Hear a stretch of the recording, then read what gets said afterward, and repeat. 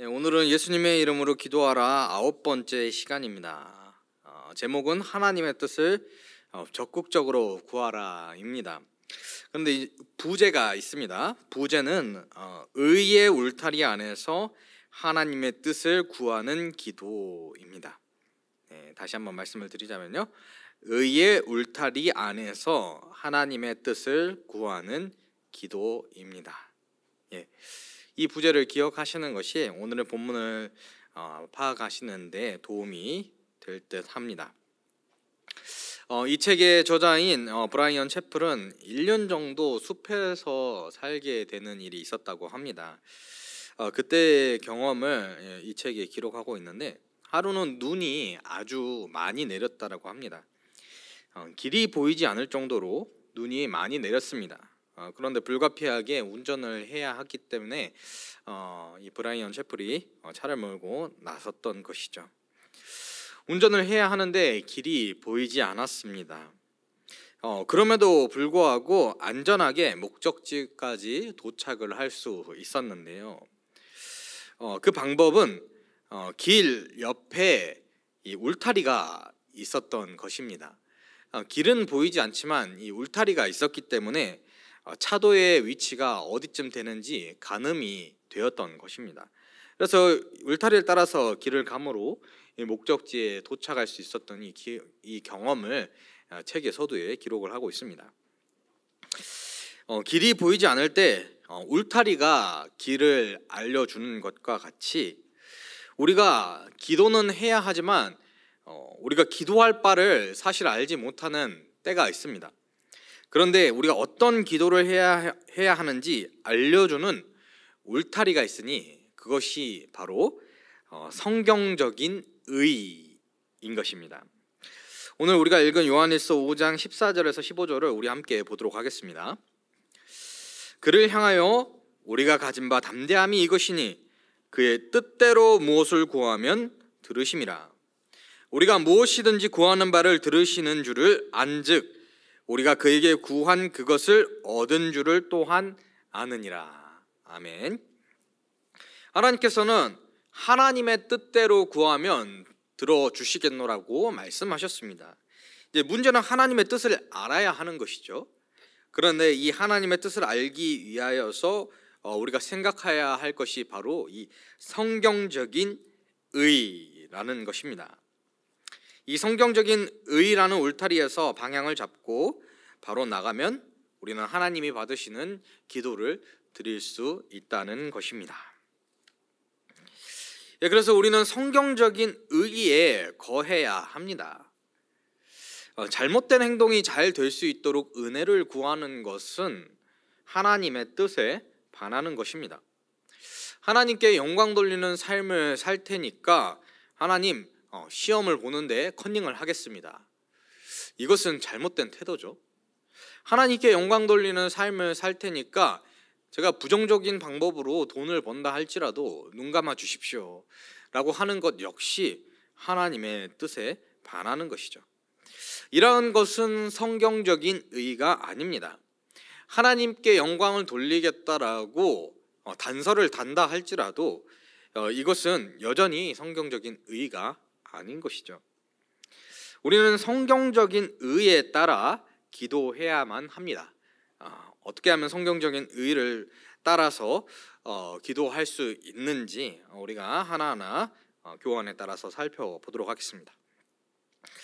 첫째로 성경적인 의를 따라 기도하기 위해서는 하나님의 권위를 존중해야 합니다. 그리고 이 하나님의 권위는 바로 하나님의 말씀, 성경에 기록이 되어 있습니다. 데살로니가전서 4장 2절은 이와 같이 말씀합니다. 우리가 주 예수로 말미암아 너희에게 무슨 명령으로 준 것을 너희가 아느니라. 성경은 예수 그리스도의 뜻이 무엇인지를 분명하게 가르쳐 주고 있습니다. 그 주님의 말씀이 성경에 기록이 되어 있으니 이 성경 말씀을 인정하고 그 권위를 받아들이는 것이 우리에게 바른 일입니다.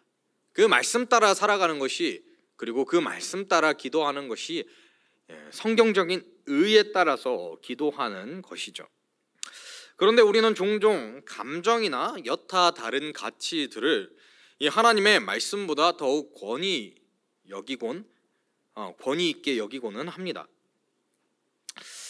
특별히 감정이 우리의 최고 권위가 될 때가 많지 않습니까? 내가 기분 좋으면은 다 받아들일 수 있을 것만 같습니다. 근데 오늘은 내가 기분이 좋지 않습니다. 그러면은 그냥 다 싫은 것입니다.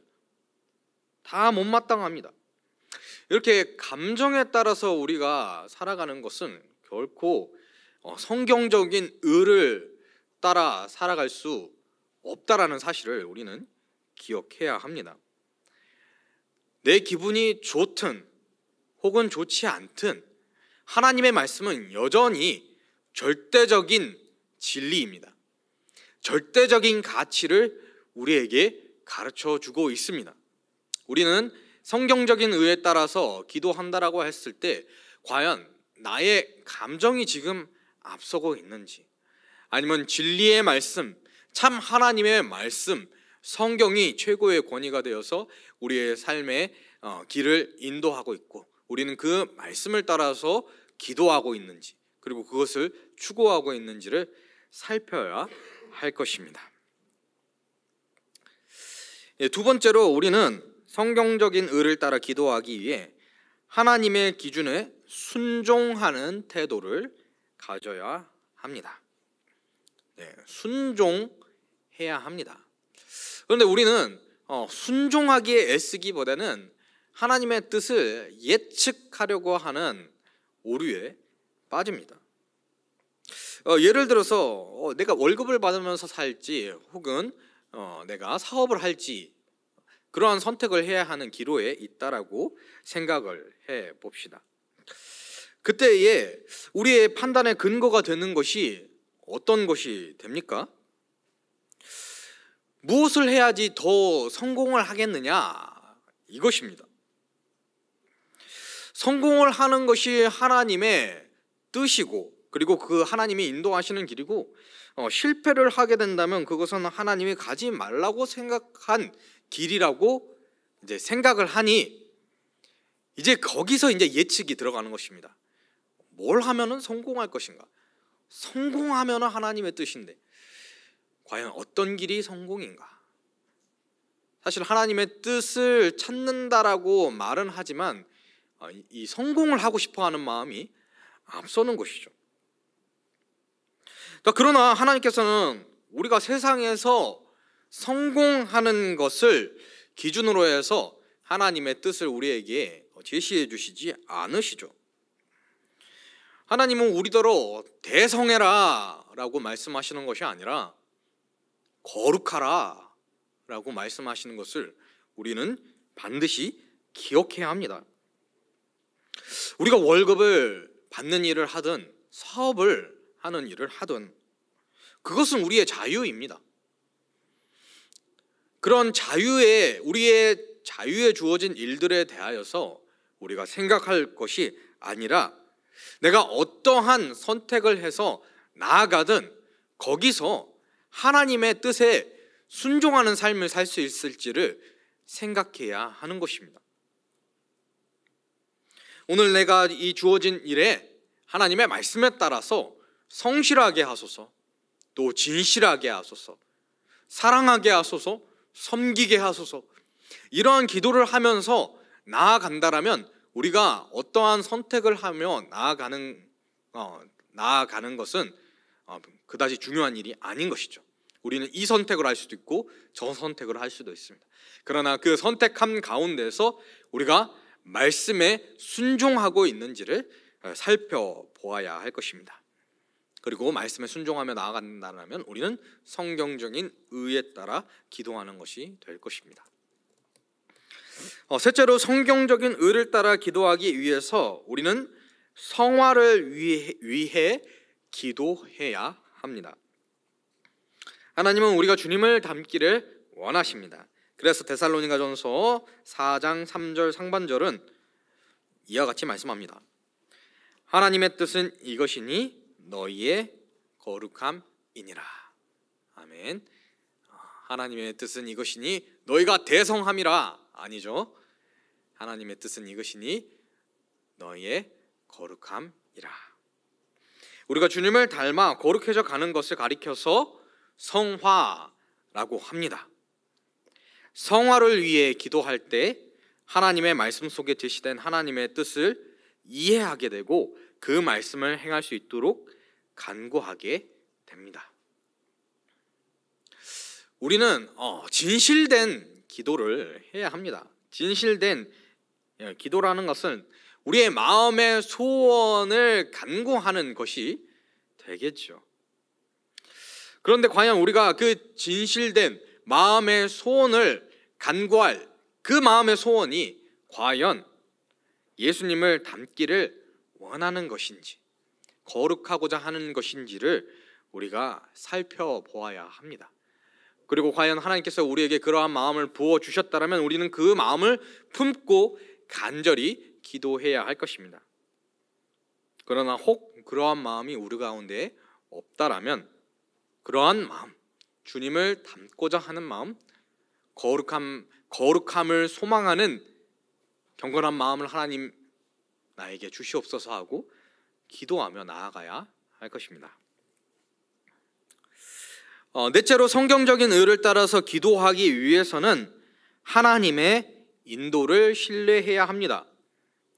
하나님의 인도를 신뢰하는 데 있어서 중요한 문제는 성경에서 정죄되지 않는 문제들에 대해 도덕적 의미를 부여하지 않아야 하는 것입니다. 앞선 예에서 생각해 보면 월급을 받으며 사는 것도 또는 사업을 하는 것도 그 자체로서는 도덕적인 문제가 되지 않는다라는 점을 우리는 알고 있죠. 그런데 이 두 가지 선택에 대해서 만약에 흑백 논리로서 생각을 가지고 둘 중에 하나는 선하고 다른 하나는 악하다라고 생각을 하게 되면 우리는 선택 불능의 문제에 빠지게 됩니다. 성경은 두 가지 중에 하나가 선하고 두 가지 중에 하나는 악하다라고 말한 적이 없습니다. 성경에서 말하지 않는데 이것은 무엇인가 선한 것이 있고 무엇인가 악한 것이 있다. 하나님 앞에 그런 것이 있다. 성경에서 말하지도 아니하였습니다. 답이 없습니다. 그런 문제에 대하여서는.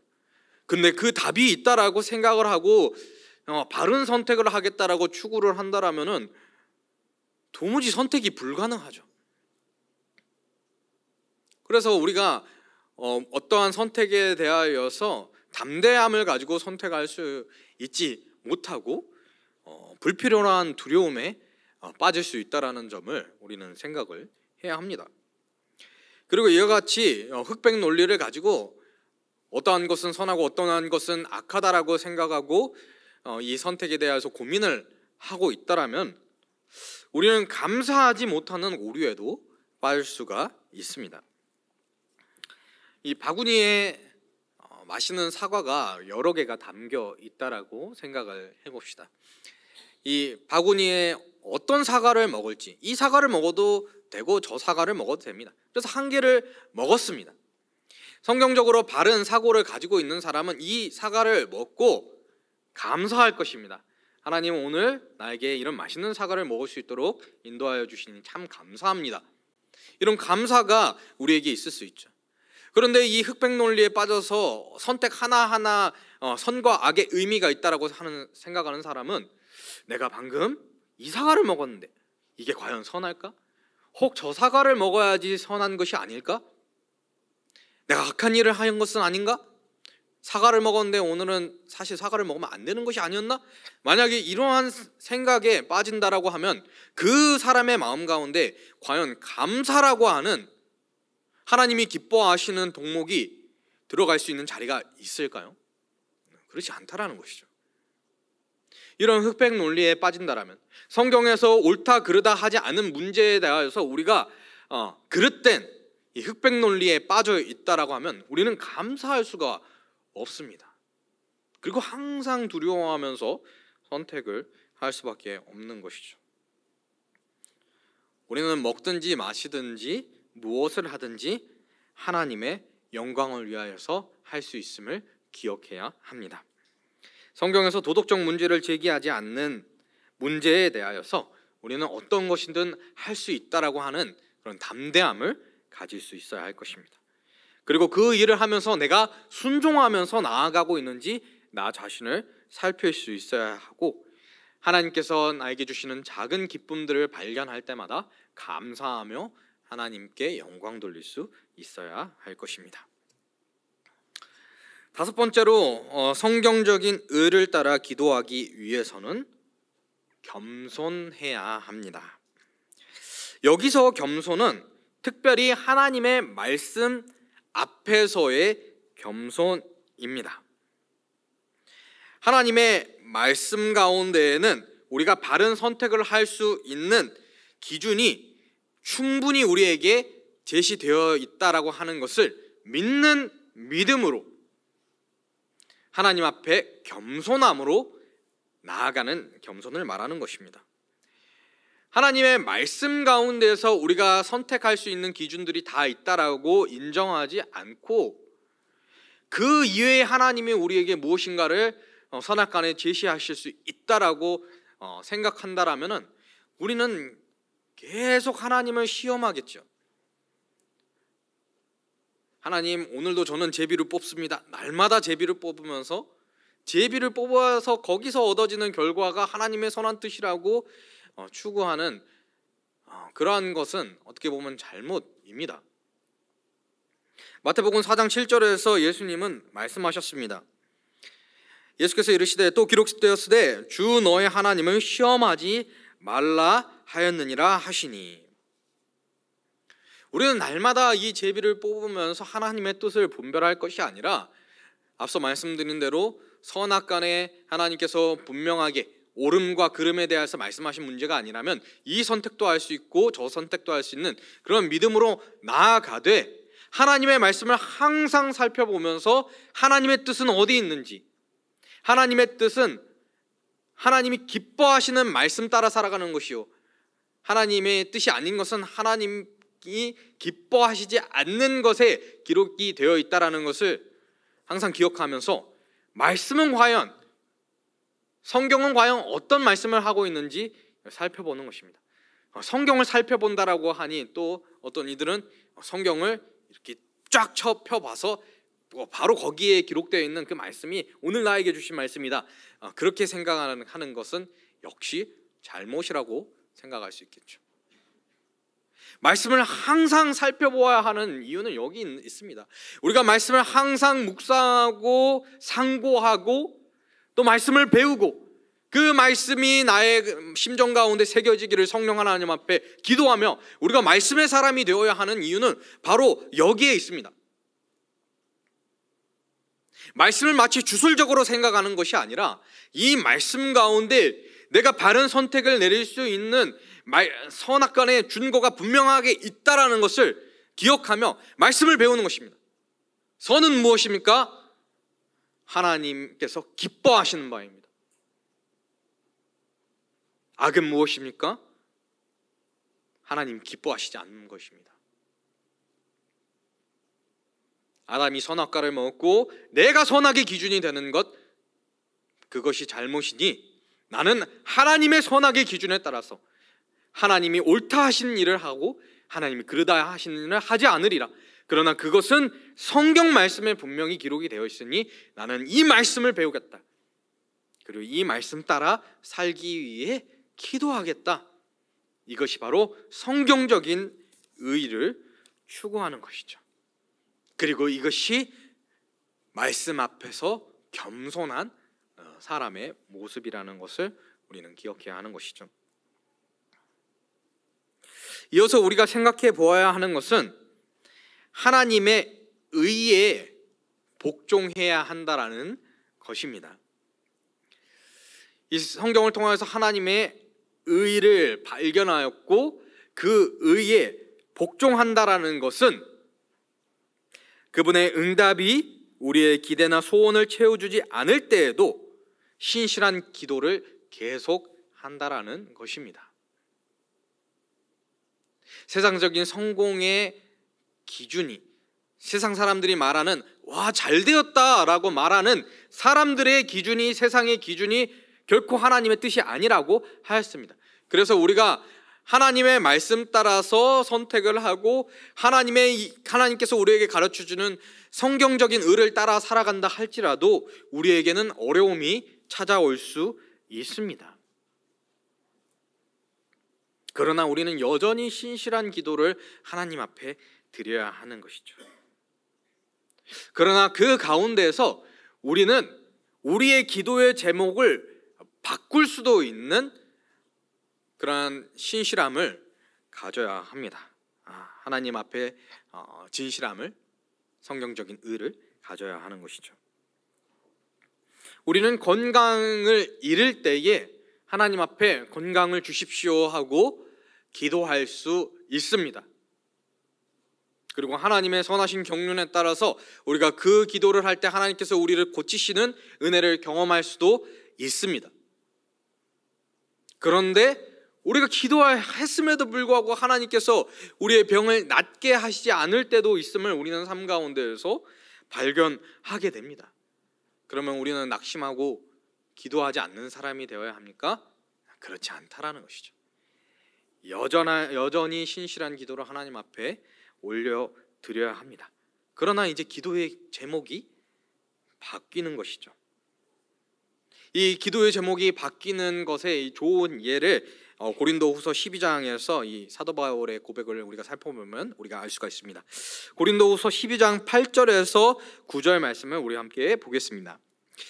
이것이 내게서 떠나가게 하기 위하여 내가 3번 주께 간구하였더니 나에게 이르시기를 내 은혜가 내게 족하도다.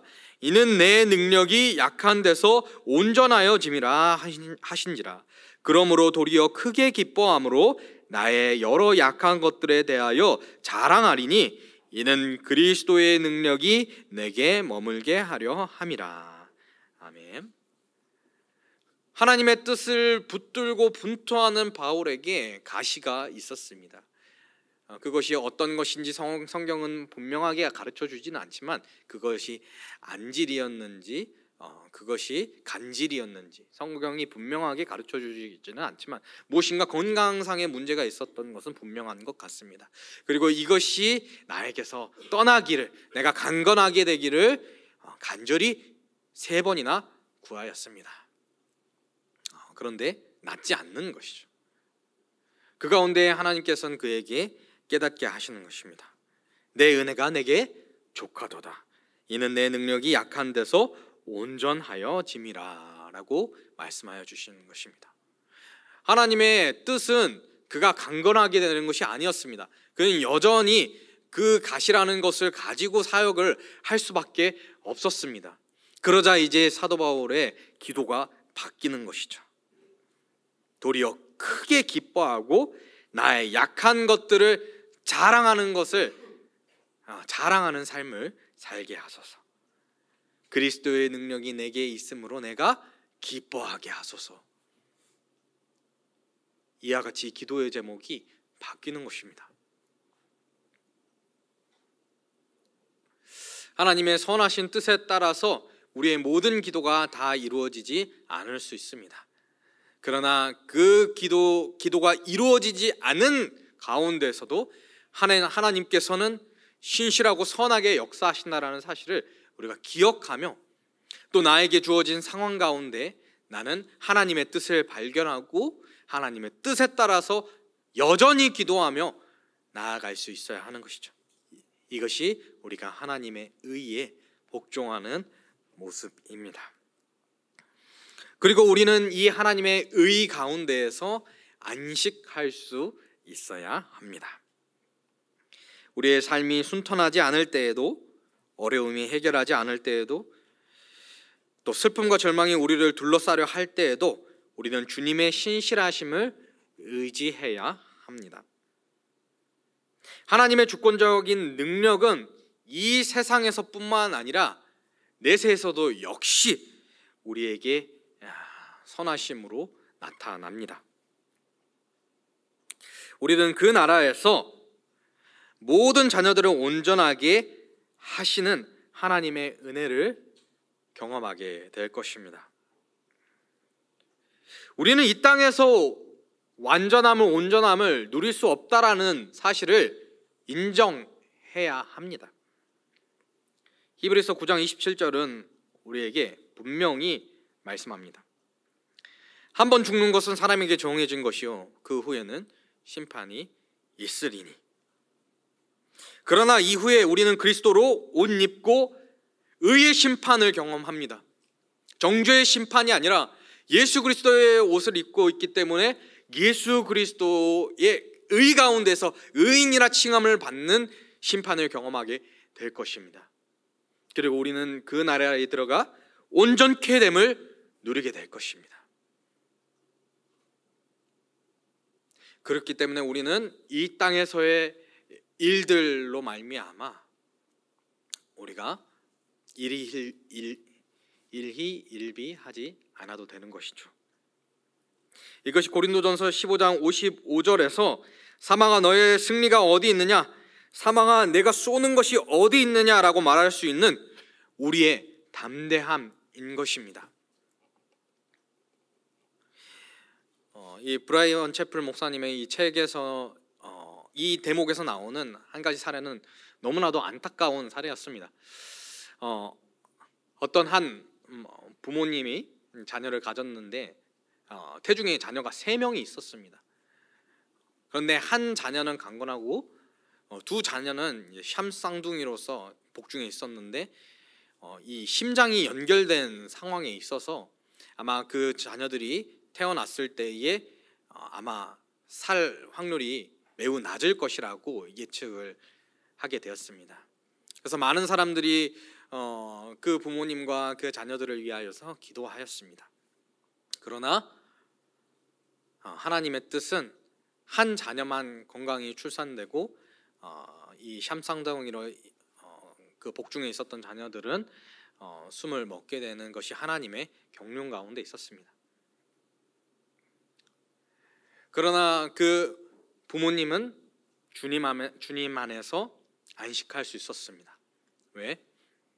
주님께서 모든 생사화복을 주관하시고 하나님의 선한 뜻대로 우리를 하나님의 아름다운 나라로 인도하실 것을 믿는 믿음 때문에 자녀가 죽게 되는 그런 슬픈 상황 가운데에서도 낙심하지 않고 주 안에서의 샬롬을 유지할 수 있었다라는 그런 대목을 살펴보게 되었습니다.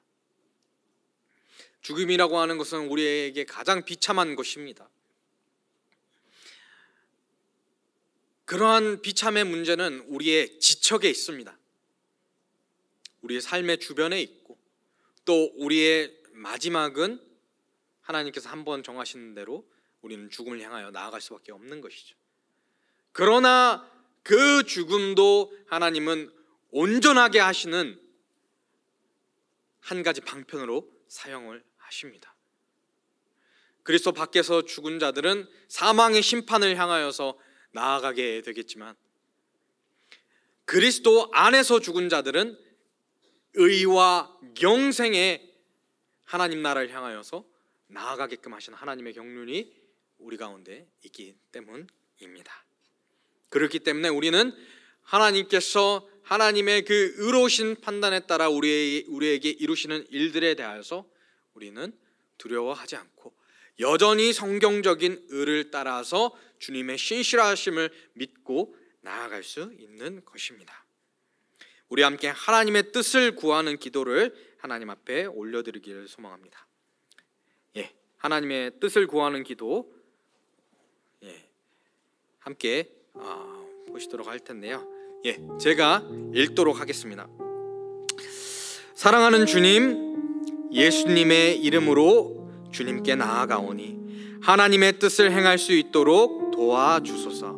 말씀의 지시를 이해할 수 있게 하시고 그 말씀에 순종할 수 있게 하시며 또한 제 구주를 기쁘게 하고 그분께 영광 돌리기 위해 성경에서 요구하는 모든 것을 실행하려는 결심을 주소서.